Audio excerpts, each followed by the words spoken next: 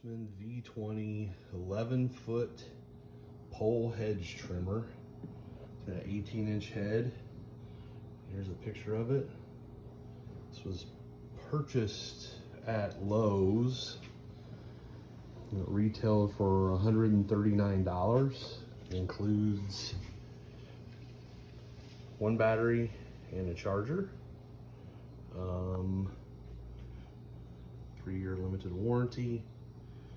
So I purchased this because I have a regular corded trimmer and I've got some pretty big rows of Sharon bushes on the side of my house, and it requires a ladder to trim them, and I was tired of getting on top of the ladder, dragging the ladder out, getting on top of the ladder, and hanging off the ladder, and you know, kind of maybe putting myself at risk, falling off the ladder. I'm not very graceful, and I'm just tired of playing that game. So we'll open this up here in a little bit. Now, what does worry me is that when I purchased from Lowe's, there was only 2 of these left, and both of them had the end of them open. I did peek in there, did look around. It's kind of hard to pull the stuff out, but I did see that the charger and the battery are there at the very end. I'm hoping that everything is included, but we'll see. I'll open it up here in a second. All right, so opening the box, this is what you get. Get the extension handle, battery, it's a 20 volt, V20 20 volt lithium ion battery, 4 prongs. Now, the benefit of buying this over the Cobalt, or I believe DeWalt had one as well.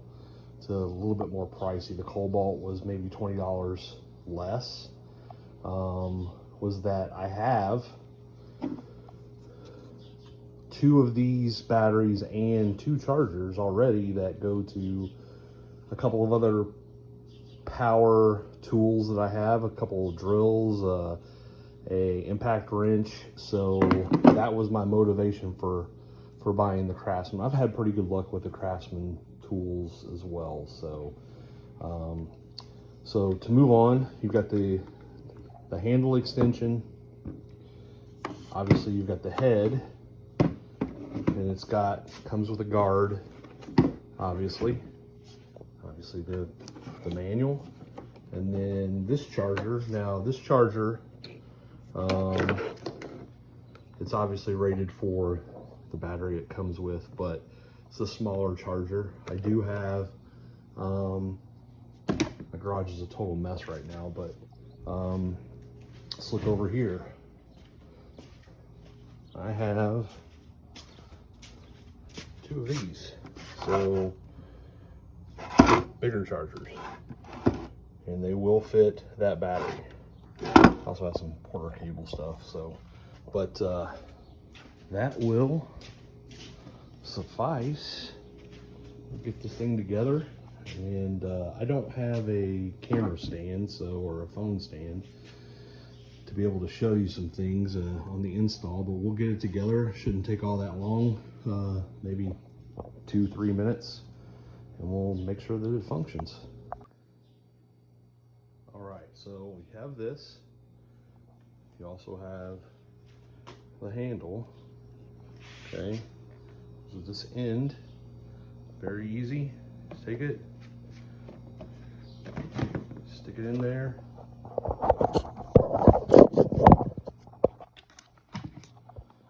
and they're tight, and then you just pull this down and you cinch that tight. Cinch that tight. I'm kind of hard to do this with one hand, but that's all it is. Really easy. And then this should unlock and tilt.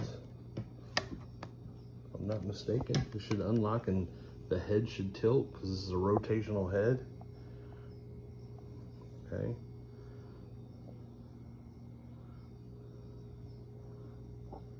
And there we go. It'll go different degrees, but that's 90 degrees.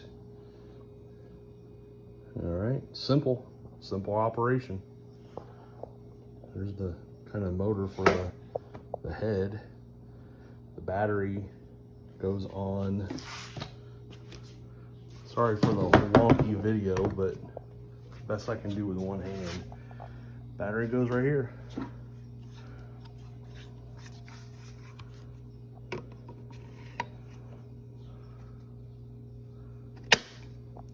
Just like that. I'm gonna clip that cable, comes on, but I don't think that this battery is charged right now. I'll probably grab one of my older batteries that I know are charged and stick that in there and just charge this one real quick. But as you can see, the battery charger that came with it is fairly small. You can see it fits in my hand. There's the plug-in right there. And just goes into that and they're good to go. I think this does hold maybe another or spare. Let's slide a spare in there so that way you don't have to go back and forth. But we'll see how it works here real quick. All right, as expected, the battery that came with the unit was not fully charged, and I didn't expect it to be. You know, it just is what it is. I did mention I thought that the end of this was an area to put another battery. It's not. I think this is where you can hang it on the wall. It's a hook to hang on the wall. So leave that there, flick it back, and then we'll take it out for a test drive and see what we can do, what kind of damage we can do to those bushes. All right, so got these 3 bushes. They are rows of Sharon bushes, and in the fall time they sprout beautiful, beautiful flowers, but they get out of control real quick. Last year they were up as tall as that up there, and I had to trim them down. So that's a good, between there and there, there and there, that's at least 3 feet. So I trimmed them down 3 feet, and it's almost impossible to kill these things. They grow literally like weeds, but they are beautiful bushes. So I don't want to kill them. It's real hard to kill them anyway, but I also would have to get my huge extension ladder to get up there. It's not really extension. I've got about a 10-foot A-frame ladder that I would get on and teeter, and obviously, you know, I've got some decorative curbing here, and it's kind of hard just to place and then hang off of the ladder to get them trimmed. So just trying to brush this up a little bit, hack it down a little bit more, trim up the sides, and I think this monster, not monster, but this puppy is the ticket. We'll see. We will see. All right, so here's the pole trimmer. Get up here. Get the tool broken. So you can also tilt it. It'll go all the way down this way, but when it tilted this way, this,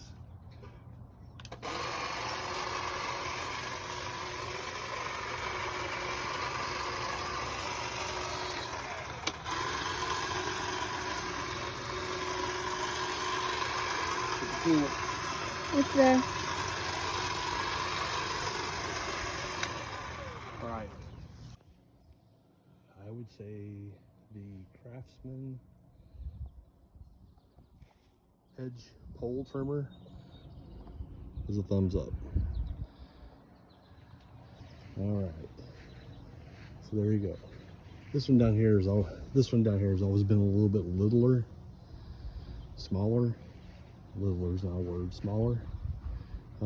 Just because this big massive tree right here, and it shades it a little bit more. These two get a lot more sun, but literally took me an hour, whereas this would take me before about 2.5 hours, because I would have to go get my ladder, bring my corded trimmer out, string it around the house, jump up on the ladder, up and down multiple times, around the back. You know, these things are big. So it's not easy to navigate around. You know, I've got a basement, so I've got, you know, some window wells I have to, you know, the back side of them, or haven't really trimmed them up on the back side a little bit. I did on this side, but for the most part, this thing has already paid for itself. And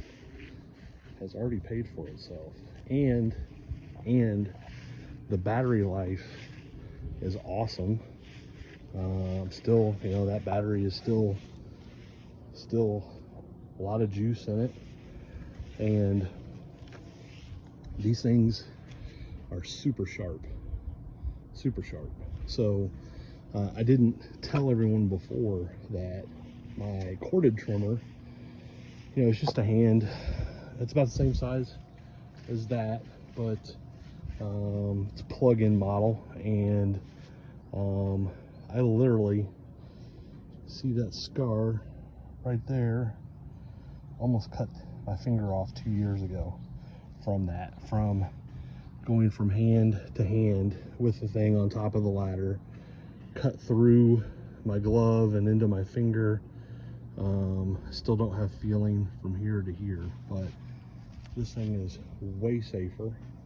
You don't have to teeter it on a ladder, and I'm impressed. So I should have did it years ago. Obviously got to be able to rake this stuff up now, but awesome tool. And again, it's the Craftsman, I don't even know what model it is. I think this is the only model. It's a Craftsman V20 pole hedge trimmer. Hit me up in the comments if you have any questions or comments or concerns, and I will show you too. I mean, this Rose of Sharon bush is pretty stout. I'll show you what I'm talking about. So look how thick that is. Now, it wouldn't necessarily go that, and I didn't try to go through that. I'm gonna end up having to hack this down a little bit. You can see it's almost like a tree. I'm gonna probably have to hack this down with something, chainsaw, or maybe some bigger nippers here fairly soon, probably within the next couple of years, because the roots of this thing are huge. But that is cutting through stuff that thick. So what does that tell you? You know, it's sharp, it's stout.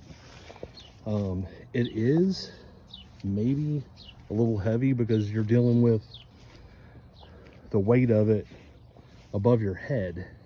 So holding it for a long length of time, it does, I won't say it wears you out, but you do get a little fatigue from it, and you just, you know, gotta stop, maybe switch arms, switch hands, and it'll help. But I think it's 6 or 7 pounds. Yeah, close to 7 pounds, and it works. I also hunt, so this would be great for the tree stand to get rid of weeds or small bushes, small branches. I wouldn't recommend it for anything huge, just because it's got to be able to get through You know, probably, that's about maybe an inch opening in between the blades. So if it's anything more than an inch, it probably is not going to cut it very well. But it did fabulous on these huge rows of Sharon bushes that are fairly stout. So again, if you have any questions, comments, feel free to hit me up in the comment section.